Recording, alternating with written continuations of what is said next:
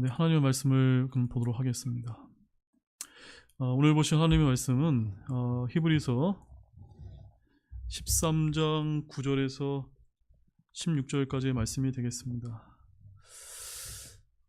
참 히브리서 강의 말씀이 저한테는 개인적으로 굉장히 어려운 말씀이었습니다. 어찌 보면은 제가 종종 그런 말씀을 드렸는데 요한계시록보다 더 어려운 말씀이 아니었나 라고 이런 생각이 들 정도로 한 말씀 한 말씀 어려웠는데 이제 막바지에 와 있었습니다. 그래서 여러분들 오늘 이 시간을 통해서도 귀한 보화들을 많이 얻어가는 귀한 시간이 되기를 원합니다. 그럼 우리 9절부터 16절까지인데 우리 교독해서 제가 먼저 9절 말씀 읽겠습니다. 여러 가지 이상한 교리들에 끌려다니지 말라. 음식이 아니라 은혜로 마음을 굳게 함이 선한 일이니 음식에 전념한 자들에게 음식이 유익을 끼치지 못하였느니라.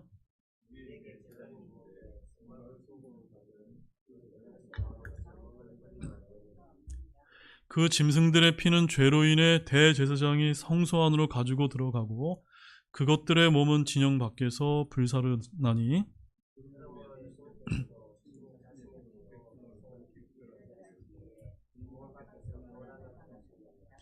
그러므로 우리가 그분의 치욕을 짊어지고 진영 밖에 계신 그분께 나아가자.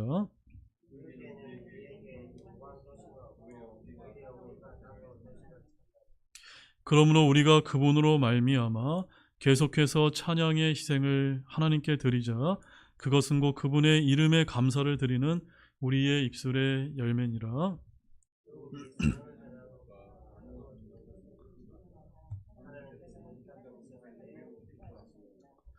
아멘. 오늘 이제 이 본문도 마찬가지로 저와 여러분에게 필요한 아주 실제적인 그런 귀한 말씀들이 많이 이제 담겨져 있습니다. 오늘 제가 여러분에게 이제 전할 히브리서 강의 44번째 말씀 제목은 은혜로 마음을 굳게 하고 하나님께서 기뻐하시는 희생을 드리자라는 이런 제목으로 말씀을 전해드리도록 하겠습니다. 한번 따라해 보시겠습니까? 은혜로 마음을 굳게 하고 하나님께서 기뻐하시는 희생을 드리자.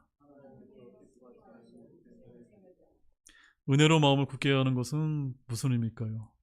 오늘 이제 그 부분이 제가 오늘 전하는 말씀 가운데 아주 핵심적인 내용이 이제 담겨 있으니까 여러분 거기에 좀 주목을 하시기 바랍니다.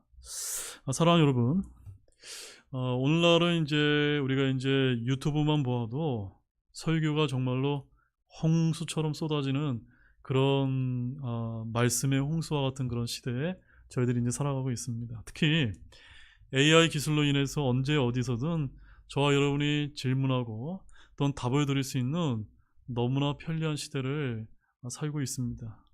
근데 문제는 갈수록 기술은 너무나 빨리 진보하고 있지만 성경적으로 올바른 진리의 말씀을 찾고 듣는 것은 예나 지금이나 쉽습니까? 어렵습니까? 어렵다는 점입니다. 여러분 동의가 되어지십니까? 더 홍수같이 쏟아지니까 그 홍수 같은 가운데서 정말로 올바른 말씀을 찾기는 제가 볼 때는 모래사장 위에서 바늘 찾는 것처럼 정말 어려운 일이 아닌가 이런 생각이 듭니다.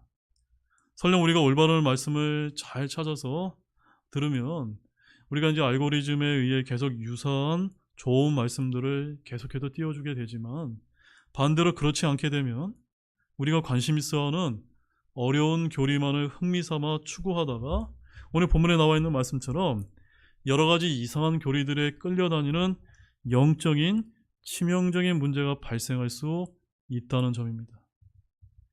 자, 그래서 오늘 본문의 말씀은 그에 대한 아주 분명한 답을 이제 주고 있어서 오늘 그 부분, 즉 9절 말씀을 중점적으로 제가 이 강의 말씀을 이제 다루어 본 다음에 그 다음에 이제 강의 설교이기 때문에 나머지 부분이 10절에서 16절 말씀을 다루는 방식으로 오늘 이 본문의 말씀을 자세히 이제 살펴보도록 하겠습니다. 자, 그럼 본문을 보겠습니다. 9절 말씀 다시 한번 읽겠습니다. 여러 가지 이상한 교리들에 끌려다니지 말라.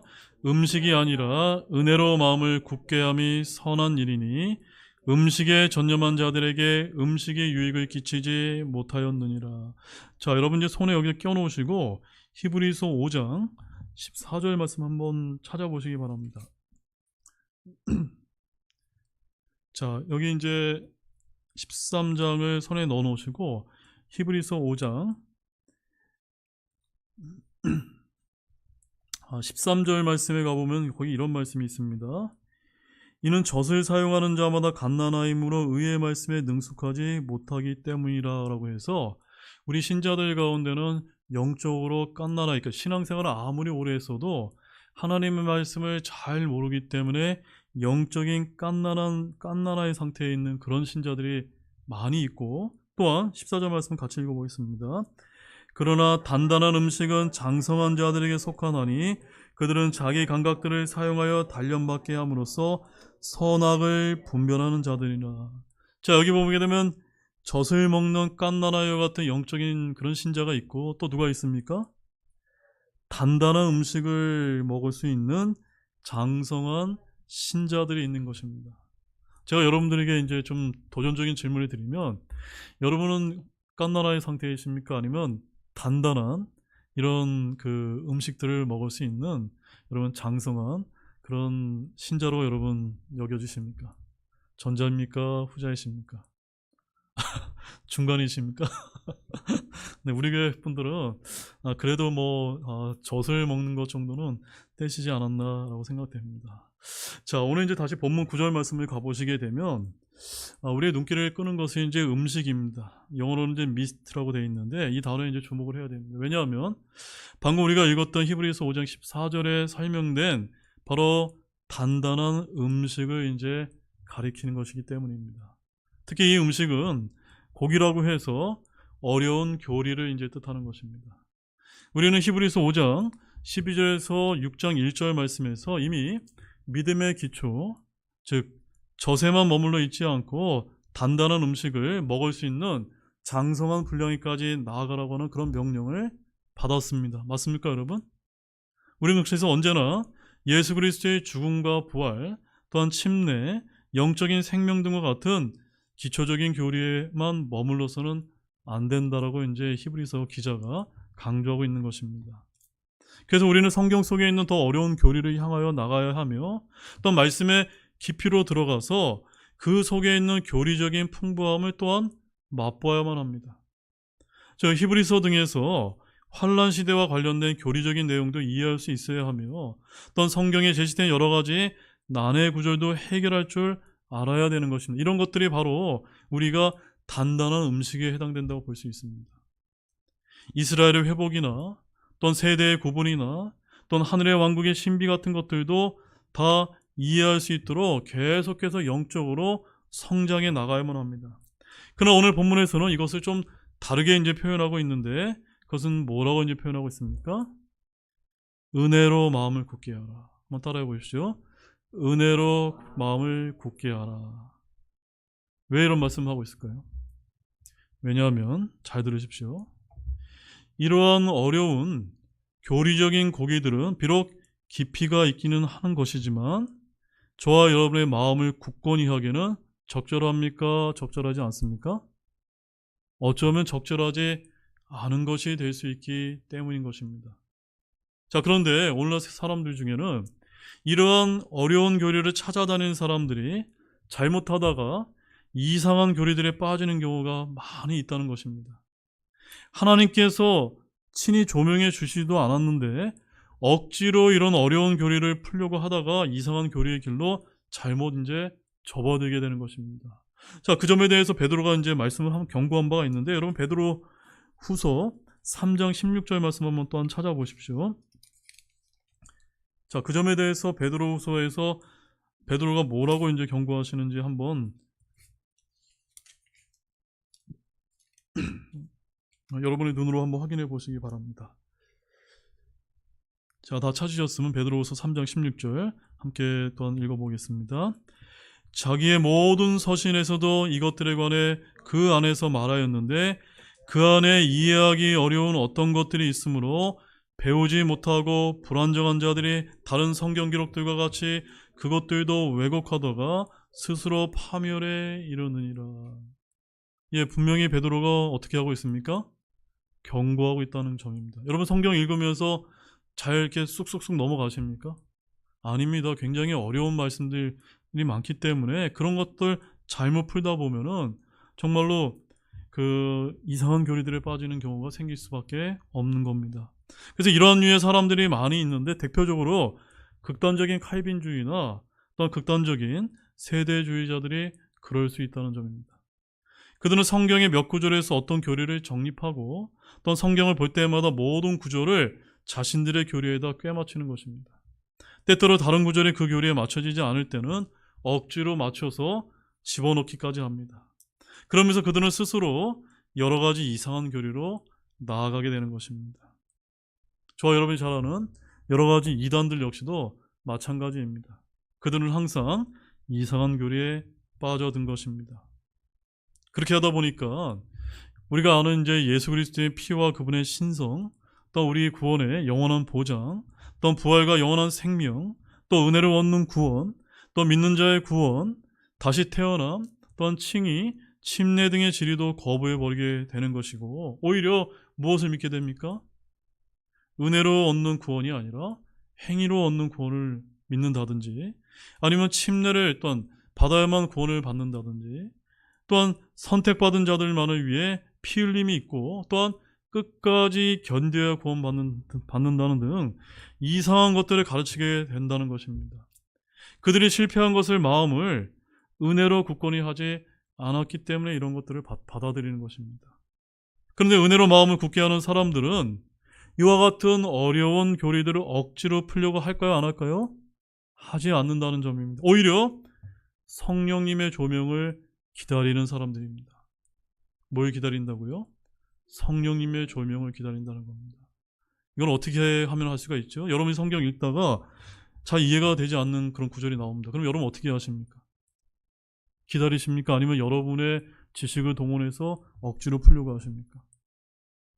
일단 기도하고 하나님께서 이것을 해석해 줄 수 있도록, 아니면 누구의 도움을 받을 수 있도록 기도부터 하셔야 되는 거예요. 그러면 하나님께서 그 조명을 줄 수 있도록 그 발을 인도해 주신다는 점입니다. 그래서 영적인 군사에게도 어려운 교리도 분명히 필요하지만 그것이 마음을 굳건해 주기는 적절치 않다는 것입니다. 우리는 성경의 지식으로 단단히 무장하고 있어야 하지만 반면에 우리의 마음은 어때야 됩니까? 항상 주 예수 그리스도의 은혜로 충만을 해줘야만 되는 것입니다. 교리적인 지식만 갖고 있는 사람은 마음이 딱딱해지지만 예수님의 은혜로 충만한 사람은 온화하고 부드럽고 하나님의 그런 성품이 발산이 되는 것입니다.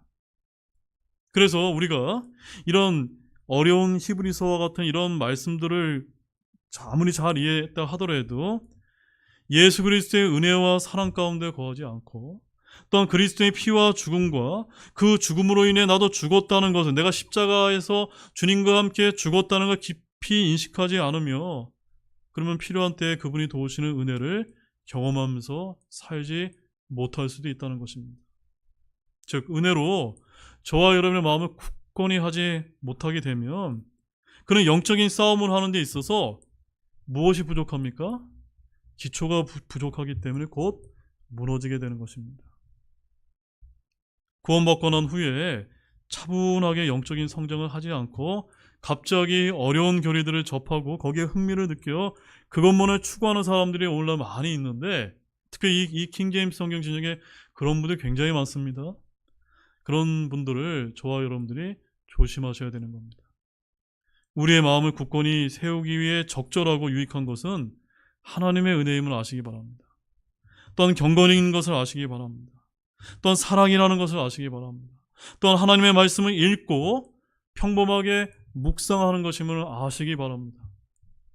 제가 매일매일 이렇게 묵상 말씀을 올려드리지만 사실 우리 교회 거기 밴드에 들어있는 숫자에 비해서 많이 이렇게 분들이 읽지 않는다는 그런 느낌을 제가 많이 받습니다.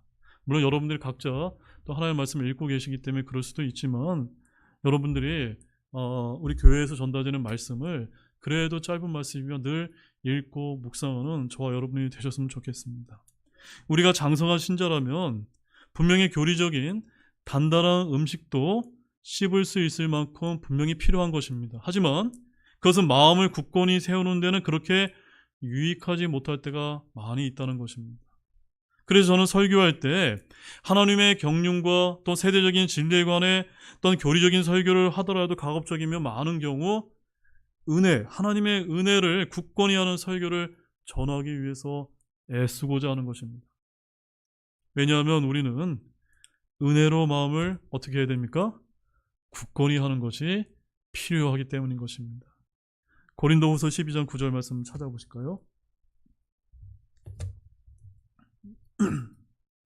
고린도후서 12장 9절에서 사도 바울이 뭐라고 이제 그 간증을 하고 있는지 한번 보시기 바랍니다. 너무나 유명한 말씀이지만, 자, 그 고린도후서 12장 9절 앞부분을 보게 되면 이제 그 사탄의 사자로 인해서 그 사도 바울이 질병 때문에 하나님께 3번이나 간청했는데 그 간청한 기도가 응답이 됐습니까? 안 됐습니까? 안 됐습니다. 그러니까 사도 바울의 마음이 어떨까요? 어려운 겁니다. 힘든 겁니다. 그럼에도 불구하고 그가 그것을 어떻게 이겨냈습니까? 그 말씀이 이제 9절에 있는데 함께 읽어보겠습니다. 그분께서 내게 이르시되 내 은혜가 내게 족하도다. 나의 강한 능력은 약한 데서 완전하게 되니라 하셨느니라. 그러므로 내가 오히려 크게 기뻐하며 나의 연약한 것들을 자랑하리니 이것은 그리스도의 권능이 내 위에 머물게 하려 함이라. 여러분, 하나님의 권능이 여러분 위에 임하기를 원하십니까? 그러면 어떻게 해야 됩니까? 어려운 교리적인 그런 말씀을 부지런히 공부하는데 매진한다고 그것이 임하게 됩니까? 어떻게 해야 되죠? 주님, 주님의 은혜면 저는 족합니다. 이와 같은 믿음이 필요할 줄로 여러분 아시기 바랍니다. 여러분, 하나님의 은혜 가운데 충만한 삶을 살고 계십니까? 그래서 우리의 마음을 은혜로 날마다 채우고 굳건히 하는 것이 필요할 줄로 여러분 믿으시기 바랍니다. 자, 본문 10절 말씀입니다. 자, 읽겠습니다. 우리에게 제단이 있는데 성막을 섬기는 자들은 그 제단에서 나오는 것을 먹을 권리가 없느니라.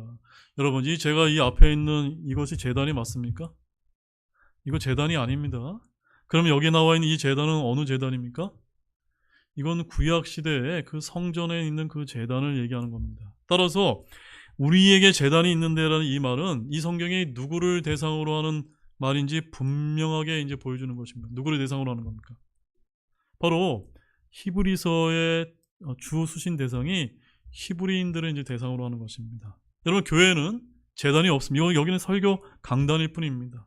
그래서 우리라는 말은 히브리인들을 가리키는 건데, 히브리서에서 우리란 말이 히브리서 10장 26절 말씀에 이런 말씀이 있습니다.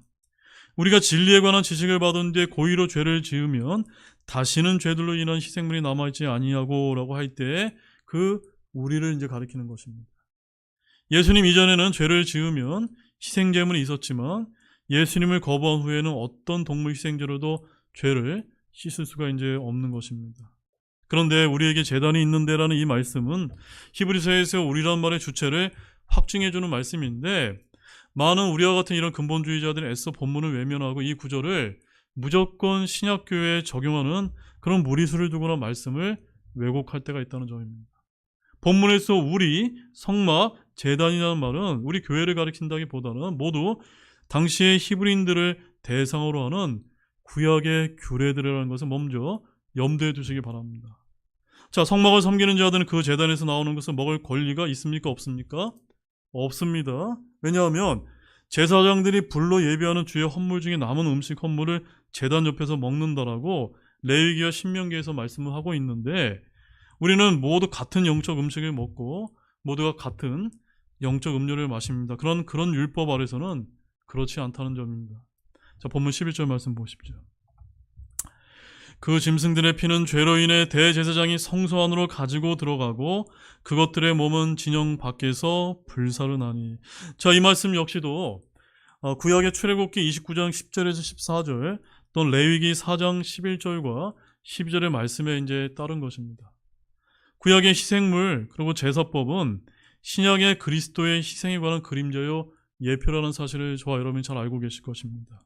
바로 예수님은 번제헌물이요, 유월절 어린 양이요, 화평헌물 등 모든 희생물과 관련되어 있다는 점입니다. 바로 갈보리에서 죽으신 그분의 죽으심 역시 그러하다는 것입니다. 그런데 출애굽기 29장 14절 말씀에 가보면 거기 이런 말씀이 있습니다.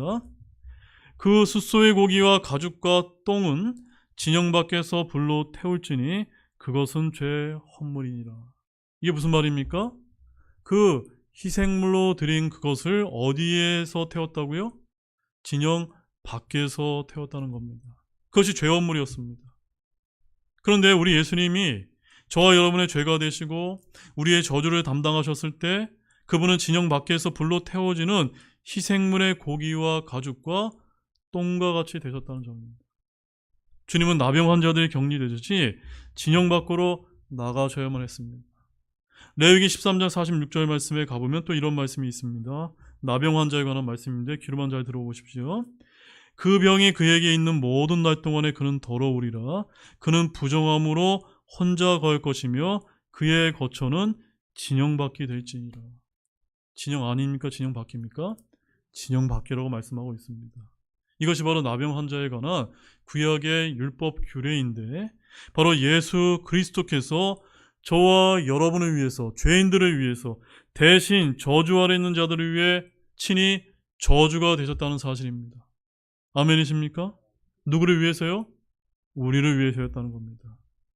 우리의 부정함을 위해 부정한 자, 나병한 자가 되시고 버림받은 바가 되신 것과 같다는 점입니다. 본문 12절 말씀 보십시오. 그러므로 예수님께서 친히 자신의 피로 백성을 거룩히 구별하시기 위해 성문 밖에서 고난을 당하셨느니라. 자, 여기 나오죠. 성문 밖에서라는 말은 이 구절을 포함해서 성경에서 3번 나옵니다. 레위기 13장 46절과 출애굽기 29장 14절과 여기에 이제 나오는데 바로 예수님은 친히 자신의 피로 백성을 거룩히 구별하시려고 어디에서 고난을 당하셨다고요? 성문 아닙니까? 밖입니까? 밖에서 고난을 당하셨다는 점입니다. 왜 그렇습니까? 왜 예수님께서 밖에서 고난을 받으셨습니까? 그것은 바로 성문 밖은 버림받고 분리되는 장소이기 때문입니다. 누구 때문에요? 죄인들을 위해서 그렇게 되셨다는 점입니다. 바로 성문 밖은 부정하다가 외치는 나병 환자들이 병이 있는 동안 살아야 하는 곳입니다. 또 성문 밖은 죄 헌물로 쓰인 숫소의 고기와 가죽과 똥을 불태우는 곳입니다. 바로 예수님께서 그와 같은 대우를 우리를 위해서, 우리의 죄를 용서하기 위해서 당하셨다는 걸 기억하셔야만 되는 겁니다. 본문 13절 말씀입니다. 그러므로 우리가 그분의 치욕을 짊어지고 진영 밖에 계신 그분께 나아가자. 자, 본문에서 우리를 히브리인이라고 우리가 보게 되면, 적용하게 되면 그 예수님을 믿지 않은 동족 유대인들에게 갈보리에 못 박힌 예수님께 나아가 구원받으라고 하는 그런 말씀이 되는 겁니다. 유대인들에게 그리스도의 십자가는 무엇과 같습니까? 치욕이라는 겁니다. 그들이 그분을 진영 밖에서 못 박았습니다. 그러나 그들은 그분의 치욕을 짊어지고 그분께 나아가야만 무엇을 얻습니까? 구원을 이제 얻을 수 있다는 점입니다. 만약에 이 구절을 우리 그리스도인들에게 영적으로 적용하게 되면 어떻습니까? 저와 여러분은 이 세상의 제도와 종교와 정치 문화에 동화되지 말고 진영 밖으로 나아가라고 하는 그런 말씀으로 해석될 수 있는 것입니다. 즉, 세상과의 분리를 촉구하라는 것입니다. 우리 주님은 진영 밖에 계시지 이 세상의 제도권에 계시지 않는다는 점입니다. 주님은 종교체계 안에 계시지 않습니다. 주님은 세상의 어떤 조직이나 또한 단체 안에 계시지 않습니다. 우리는 그분의 치욕을 짊어지고 따라서 진영 바깥으로 나아가야 되는 것입니다. 근데 여러분 잘 들어보시기 바랍니다. 예수 그리스도의 십자가에는 십자가의 거침이 있다는 사실을 여러분 알고 계십니까? 오늘 현대 그리스도인들은 그리스도의 고상함, 아름다움, 영광만을 추구하려 하지만 결코 그분의 무엇은 짊어지려 하지 않습니까? 수치는 짊어지려 하지 않는다는 점입니다. 우리가 언제 그런 것을 많이 느낍니까? 복음을 들고 밖에 나가려 전화를 하지 않는 것입니다. 왜 그렇죠? 복음 전하다 보면 부끄러움을 당하거든요. 그런 것 하나가 작은 것이 바로 우리가 예수님의 수치를 짊어지는 것과 같은 것입니다. 그리스도의 치욕은 십자가의 수치요 고난으로 이 세상과는 도무지 맞지 않게 되는 것입니다. 우리가 진영 밖에 계신 그 예수님께 나아가게 되면 우리는 어디로 가는 줄 아십니까? 히브리서 6장 19절 말씀에 가보게 되면 휘장 안에 있는 것 속으로 들어가게 된다라고 그렇게 약속하고 계신 것입니다. 여러분, 휘장 안에 들어가기를 원하십니까? 그 지성소 안에 들어가 주님을 만나기를 원하십니까? 그러려면 이제 진영 밖에 있는 그 예수님의 치욕을 짊어지고 나아가시기를 바랍니다. 본문 14절 말씀입니다. 여기에는 우리에게 영광 도시가 없고 오히려 우리가 다가올 도시를 찾나니. 자, 이 말씀 무슨 말씀일까요? 지금 저 현재 예루살렘은 영광 도시입니까? 아닙니까? 영광 도시가 아닙니다. 그럼 이 도시는 어떤 도시입니까? 바로 천년왕국 때 주님께서 땅에 새 예루살렘이라고 하는 그 도시를 창조해 주시게 될 것입니다. 아브라함, 이삭, 야곱의 후손들이 찾고 있는 도시, 바로 영광 도시는 바로 에스겔서 48장 35절에 나와 있는 주께서 거기 계시다라는 이름의 그 천년왕국의 도시가 될 것입니다. 히브리서 11장 10절 말씀 잠깐 찾아보실까요? 자, 히브리서 11장 10절 말씀을 보시게 되면 거기 이제 아브라함이 어떤 도시를 바랬습니까? 함께 읽어보겠습니다. 이는 그가 기초들이 있는 한 도시를 바랐기 때문이라. 그것의 건축자 만드신 분은 하나님이시니라. 저와 여러분에게는 하늘에 있는 예루살렘이 저와 여러분의 처소가 될 것입니다. 하늘에 있는 예루살렘은 그리스도인들이 영원한 거주할 처소가 되기 때문에 그 처소를 저와 여러분이 새 예루살렘이라고 부릅니다. 주님은 거기에 우리의 맨션을 준비하고 계십니다. 제가 맨션이 뭐라고 말씀드렸죠? 우리 주변에 있는 그 맨션이 아닙니다. 그 영어에 가보게 되면은 그 셀럽들이 사는 대저택과 같은 그 맨션을 준비하기 위해서 예수님께서 하늘나라에서 저와 여러분이 기다리고 계십니다. 그렇게 주님은 한 도시를 건축하셨습니다. 그래서 14절 말씀에 여기에서는 우리에게 영광 도시가 없고 라는 이 말씀은 다가올 왕국, 다가올 도시를 기다리는 성도들의 복된 소망일 줄로 믿으시기 바랍니다. 우리의 소망은 주 하나님의 약속의 말씀이 있는 것입니다.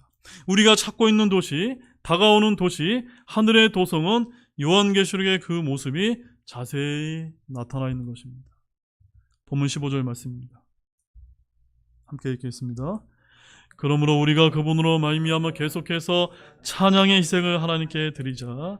그것은 곧 그분의 이름에 감사를 드리는 우리의 입술의 열매니라. 다가올 도시에 대해서 저와 여러분이 알고 믿고 소망하신다면 우리가 해야 될 일은 무엇일까요? 우리가 해야 되는 무엇입니까? 계속해서 주님으로 말미암아 찬양의 희생을 누구에게 드리는 겁니까? 하나님께 드린다는 것을 여러분 아시기 바랍니다.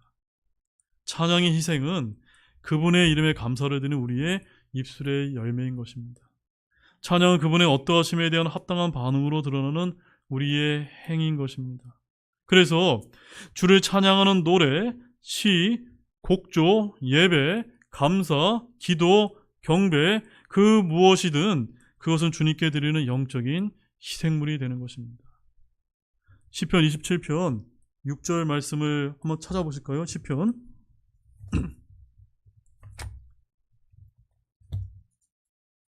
시편에 있는 말씀 몇 구절만 좀 찾아보겠습니다.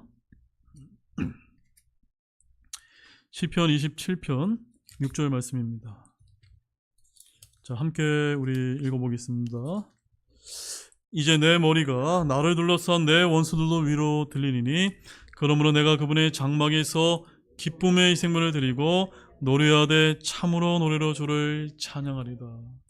저와 여러분이 찬양할 때 여러분 기쁨의 희생물을 드립니까? 아니면은 슬픔의 희생물을 드리십니까? 기쁨의 희생물을 많이 드리기를 원합니다. 기쁨의 희생물을 드리며 노래로 주를 찬양하는 것을 우리가 뭐라고 부르냐면 찬송이라고 부르게 되는 것입니다. 또한 시편 54편 6절 말씀도 보십시오. 54편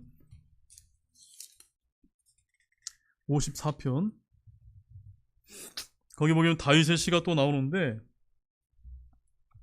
다윗이 뭐라고 이제 노래 부르는지 보십시오. 함께 읽어보겠습니다. 내가 주께 자원하여 희생물을 드리리이다. 오 주여, 주의 이름이 선하심으로 내가 주의 이름을 찬양하리니. 자원하여 희생물을 드리며 주의 이름을 찬양하는 것이 바로 무엇입니까? 경배인 것입니다. 이것이 오늘날 저와 여러분이 예배라고 말하는 예배의 본질이 바로 이것임을 아시기 바랍니다. 그래서 우리가 계속 드려야 될 것이 바로 이것인 것입니다. 찬양의 희생물, 감사의 희생물, 기도의 희생물, 이런 모든 것이 우리가 입술로 드리는 영적인 열매의 희생물임을 아시기 바랍니다. 본문 16절 말씀입니다.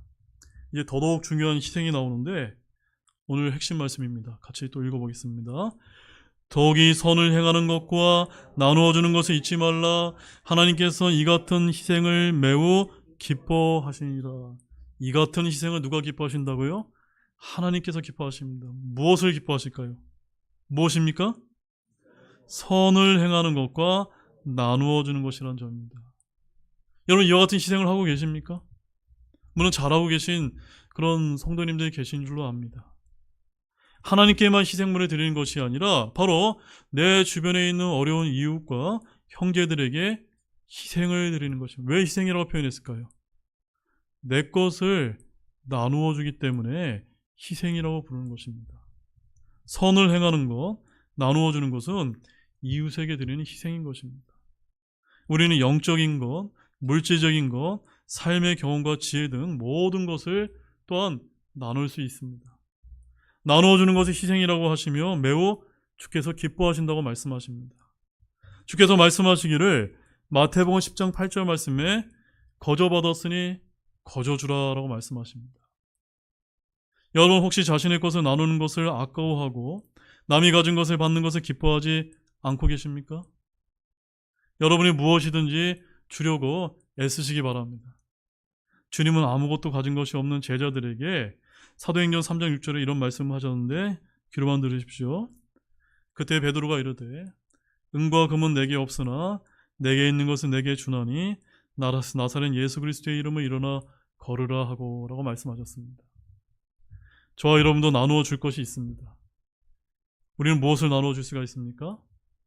하나님의 신비들을 맡은 청지기로서 복음을 전하고 진리의 말씀을 나눠주고 또 우리의 필요들을 나눠줄 수 있는 그런 희생이 필요한 것입니다.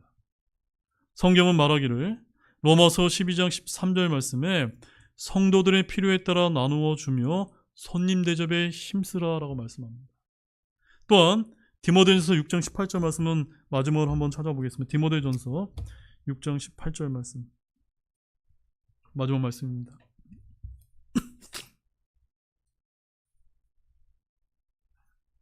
디모데전서 6장 18절 말씀 다 찾으셨습니까? 제가 함께 읽어보겠습니다.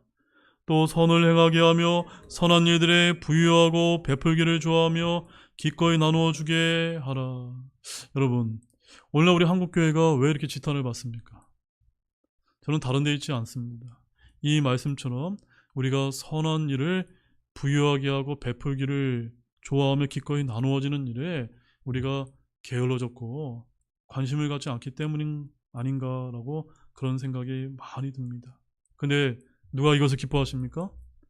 하나님께서 이와 같은 희생을 매우 기뻐하시는데 저와 여러분 이것을 외면해서는 돼야 되겠습니까?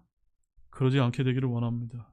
우리는 지금 매우 실제적인 삶의 실천사항도에 행할 일들에 대해서 배우고 있는데 우리가 이런 뜬구름 잡는 말씀들이 아니라 현실에서 구체적으로 행할 실제적인 것들을 또한 주님이 기뻐하시는 것들을 함께 행할 수 있는 저와 여러분이 되시기를 원합니다.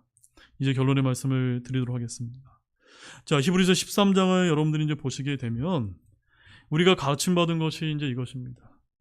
형제들 간에는 1절 말씀에는 뭐라고 표현하고 있습니까? 피차 간에 뜨겁게 형제 사랑을 지속하라고 말씀하고 있고 또한 2절에는 나그네 대접하는 것을 잊지 말라고 했고 3절에는 결박 중에 있는 자들을 기억하고 그들과 함께 결박당한 것 같이 기억하고 또한 4절에는 결혼하는 사람들은 잠자리를 더럽히지 말고 또한 5절에는 각 성도들의 행실을 탐욕이 없게 하고 가진 것들로 만족하라고 말씀하고 있습니다.